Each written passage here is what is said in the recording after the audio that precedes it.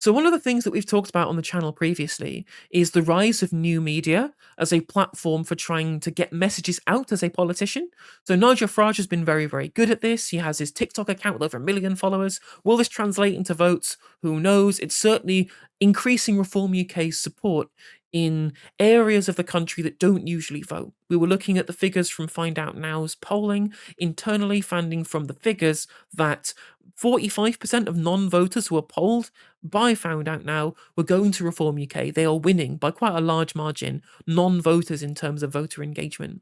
And I think partly the reason why this is happening is because he's reaching people through new media, which they're more likely to interact with if they're not politically engaged than they would do through old media, which is usually for the existing politically engaged part of the electorate. Most of this has been on TikTok. That's the hot new place for political engagement. We've seen new politicians, new MPs start their TikTok accounts as a way to get the public engaged with them. But one thing I think people might be missing out on in terms of where to get a lot of following is on YouTube. So I've been saying for a long time that the Trade Union Congress should be doing this. They should be using YouTube as a tool to engage people. The trade union movement in America is doing this through a project called More Perfect Union that posts pro-union, pro-worker, essentially propaganda. Not that that's a bad thing, but it's basically pro-worker propaganda, and they've got over 1 million subscribers, highly well-created content to try and get people to have class consciousness in America, and I think that's a good project that the TUC should copy.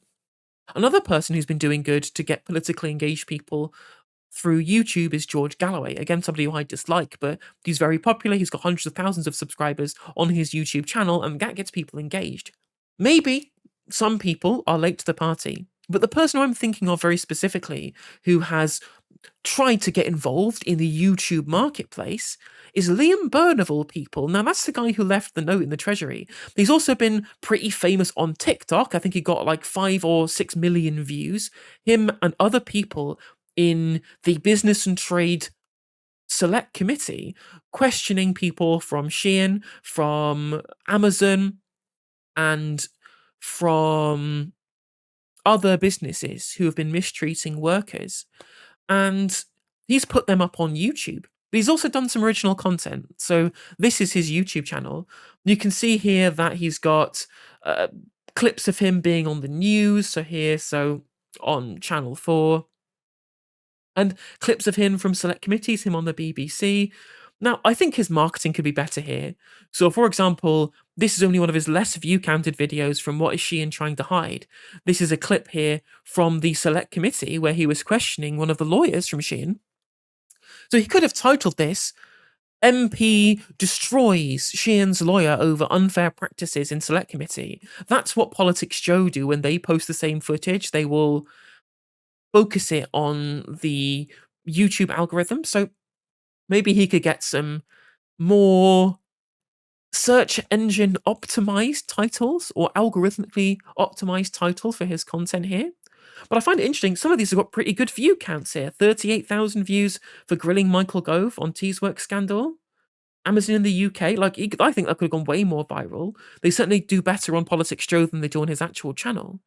But he's just popped off. This came into my recommended feed the other day.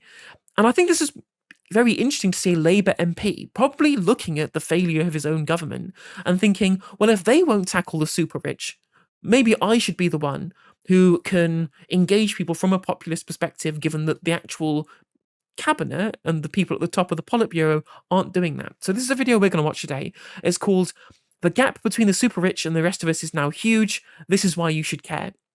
And I'm wondering if this is the kind of content that we should be seeing from MPs moving forward from broadly left-wing parties, especially the Greens. I should be targeting with this as using YouTube as a platform to be able to engage voters. Let's watch. The gap between the super rich and everybody else is one of the biggest issues that we face in this country, but it's not something that we talk about very much in Westminster. And that's funny. We've been writing books about the wealth of this nation since Adam Smith, almost 250 years ago. But I bet if you and I went out into the street right now and asked people, what is the wealth of our nation? People probably couldn't tell you. Well, here's the answer. Since I was born back in the holy town of Warrington in 1970, the wealth of our nation has multiplied 100-fold. Over 12 trillion pounds now. That's pretty much what household net worth is today. That's quite a hard number to get your head around. But here's a way to look at it. Over £12 trillion is enough to buy yourself a path of gold bars about 5 bars wide and pave your path all the way from John O'Groats to Land's End. That's how much £12 trillion buys you.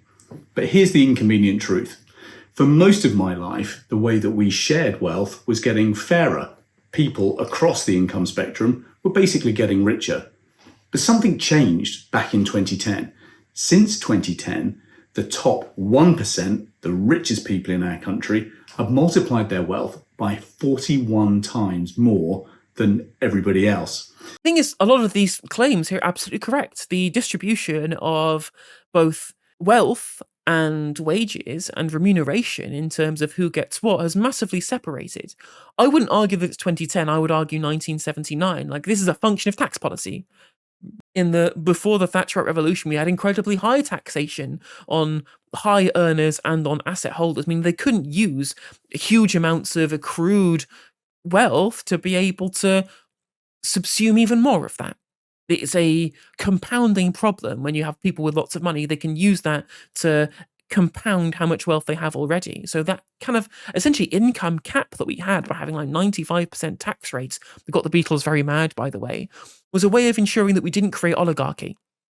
It was a way of ensuring that there was an equitable distribution of assets within the economy. That's been stripped away since 1979. So to try and point this as a problem of the Conservative Party's election in 2010, which is a problem for a whole host of reasons, but this is a problem of political economy of neoliberalism, which is a 1979 problem, not a 2010 problem, and a Tony Blair problem. It wasn't equitably distributed in the way that it was pre-1979 from 97 to 2010. Like, they kept the paradigm going. They never changed it back to what we had in the social democratic period in the post-war consensus. But of course he can't say that because he wants to protect Labour as a brand. Broadly, I think that his claims here are important, trying to make things understandable, as you say in chat, about what trillions really means in real terms, as these large numbers are pretty incomprehensible. I just think content-wise, we should get a better microphone, Liam. We should be changing the frame. So rather than just having you talking to the camera in the same frame for the entire video, zoom in and out, for example, that keeps people engaged. And maybe edit out the bit where you smack your lips a lot. I try and do that myself. I might miss it sometimes, but any gaps when I'm editing segments from my stream, I will take those things out. So get a better microphone, probably get better lighting here as there's a lot of glare coming in the background. And you can have really high quality content that will make you look just like a YouTuber, which a lot of people are more likely to trust than a politician. But an interesting strategy of his nonetheless. At its very extreme, wealth inequality today is almost as bad as it was in the days of the Romans. Back in Roman times, the richest fortunes were about 1.5 million times the size of the average wages of a worker. Well, what have we got today? You could have reshot that, couldn't you?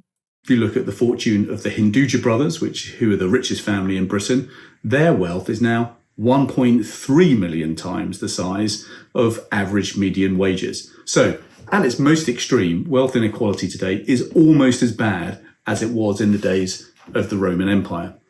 Now, this creates... And the thing is, because he's not got like a proper microphone that he's speaking into, I think he's just using the camera's microphone here. You can hear his hands kind of go across the tabletop. It's a number of really significant problems. First, it now means that most people in our country feel that the super rich have more power than national governments. When we went out to poll on this, 39% of people said that the top 1%, or the very richest in our country, have more power even than national governments. When we asked people why that was a problem, they were really clear. They said unfair business influence on government, and second, a rising risk of corruption. Second, we've got the moral problem. Well, the issue, of course, is that the people don't think that. They know that. This is literally true. The super rich, the top 0.01%, do have more power than the government. They do corrupt our politics. They have corrupted the Labour Party. Lobbyists for these super rich people have embedded themselves as Labour Party MPs for private water, strategists and communications people who are links between the super rich and government. We had hedge funds from the Cayman Islands donating £4 million to the Labour Party. Now, while these criticisms are salient, it seems pretty hypocritical coming from a Labour MP. And on top of not just their influence on governments themselves and the potential for corruption, there is one thing I've talked about on stream before that means that corporations literally do have more power than the government to enact policy, and that is the investor state dispute settlement. In that, if you sign up to ISDS clauses, which we have as part of the CPTPP, if the government does something that impacts the potential for return on a business's investment, they can sue the government under the ISDS clause, which hamstrings what the state can or can't do based upon what corporations want. It's the corporations that want the ISDS clauses involved in trade negotiations. And that essentially is ceding the sovereign power of our state to the interests of big corporations. And that's a function of wealth inequality. What I call the moral emergency that now divides our country. On the one hand, we have sales of, say, super yachts and private jets and, say, Rolls-Royce cars. They are literally now at an all-time high. But that absurdity of affluence is underway at the same time as we have record queues at our food banks and child poverty, which is not going down, it's actually going up. But the third big problem is that we are completely screwing the next generation. We're basically becoming what some people have called inheritocracy. That means that your ability to get on in life basically depends on what family you were born into. In fact, again, in the polling that we've undertaken together with the Fairness Foundation and King's College London, we found that most people think hard work is now only third or fourth on the list of things that are important in explaining whether you're successful in life. Much more important, in fact, the top reason for success in life today is seen as the family that you're born into. That's not what is seen. You keep going on about what people believe, and what people think, and what people see. Look, this is just the truth. This is literally the truth. The biggest predictor of how wealthy you're going to be is how wealthy your parents are. That is the biggest predictor. This isn't up for debate. This isn't something that is the opinion of the public or nothing, or as plucked out of the ether. This is just the truth. This is how you predict wealth, is based upon how rich your parents were. Again, look at Elon Musk, the nepo baby of his dad's Zambian emerald mine. That's got terrible implications for the future of social mobility and, frankly, the just merits of being able to work hard and get on in life and afford the things that you need in order to bring up a family and have a future that you can look forward to. So the bad news is that history doesn't offer us many good examples for how wealth inequality actually gets reversed. In fact, if you look over the last couple of thousand years of history, what you see is that the only big reversals of wealth inequality come either through war or, second, through revolution. Now, there are plenty of people in politics who want to advocate for both of those solutions. Moi? Advocating for revolution? Liam, I will not dignify that question with a response. I'm not sure those are the right answers. What we've got to do instead is find not war or revolution, but a reformation. We've got to change the way that we do things. And what I want to do in the next few videos is set out some of the ideas in my new book, The Inequality of Wealth, that explain how we can actually reverse the inequality of wealth that now bedevils our country and create an old idea, something that was talked about from the days of the ancient Greeks and has got quite a lot of support once upon a time on both left and right. It's the idea of the wealth-owning democracy, not just a wealthy democracy, but something different, a democracy of wealth. If you'd like to listen to these videos, then make sure that you subscribe to the channel. It's funny to me, after all of this, I thought this was a campaigning device so that he could try and set a different tone of discussion over talking of wealth and wealth inequality in the country. No, he's trying to sell us a book. He's trying to flog us a book, chat. But I mean, I don't necessarily think that a lot of the prescriptions that he makes about the problems with our economy are wrong. I think that most of these things he says are probably pretty salient.